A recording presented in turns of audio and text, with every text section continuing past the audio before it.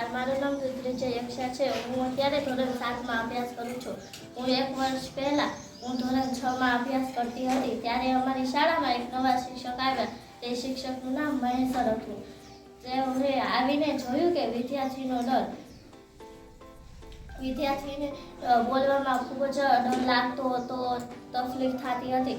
પછી તેઓએ એક વિચાર્યું કે હું આજનો મુદ્દો શરૂ કરું. પછી તેમણે આજનો મુદ્દો શરૂ કર્યો. પછી ધીરે ધીરે બધા વિદ્યાર્થીઓ ભાગ લેવા માંડ્યા અને પછી તેઓને ઉત્સાહ થયો કે હું પણ આજનો મુદ્દામાં ભાગ લઉં અને હું પણ લઉં છું આજના મુદ્દામાં ભાગ.